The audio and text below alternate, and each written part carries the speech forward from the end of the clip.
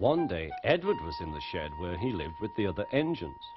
They were all bigger than Edward and boasted about it.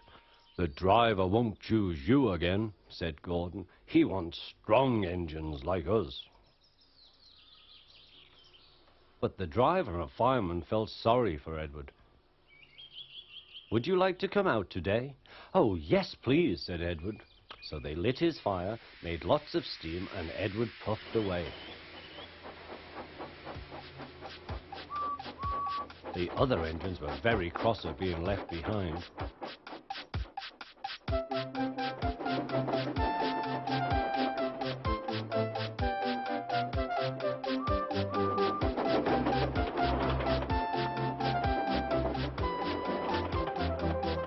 Edward worked hard all day.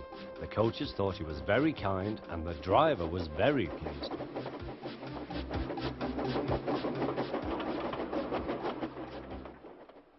"I'm going out again tomorrow," Edward told the other engines that night. "What do you think of that?" But he didn't hear what they thought, for he was so tired and happy that he fell asleep at once. Next morning, Edward woke up to find nothing had changed. Gordon was still boasting. "You watch me, little Edward, as I rush through with the express. That will be a splendid sight for you. Goodbye, little Edward. Look out for me this afternoon."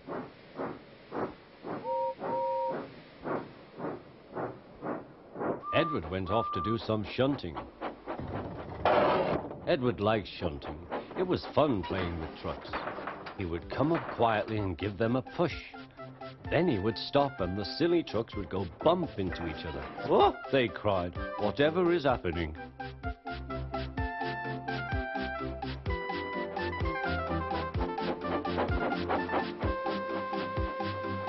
Edward played till there were no more trucks. Then he stopped to rest. Presently he heard a whistle. Gordon was very cross.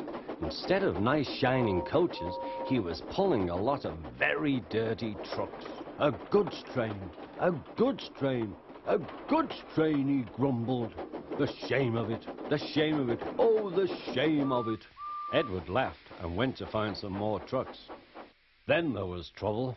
"Gordon can't get up the hill," the porter called to Edward's driver. "Will you take Edward and push him, please?" They found Gordon halfway up and very cross. His driver and fireman were talking to him severely. "You're not trying." "I can't do it," said Gordon. "The noisy trucks hold an engine back so." Edward's driver came up. "We've come to push." "No use at all," said Gordon. "You wait and see," replied Edward's driver. They brought the train back to the bottom of the hill.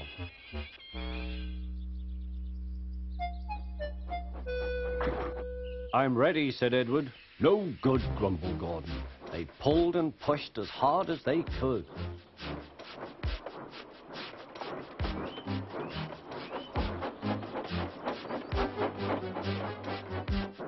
"I can't do it, I can't do it, I can't do it," puffed Gordon.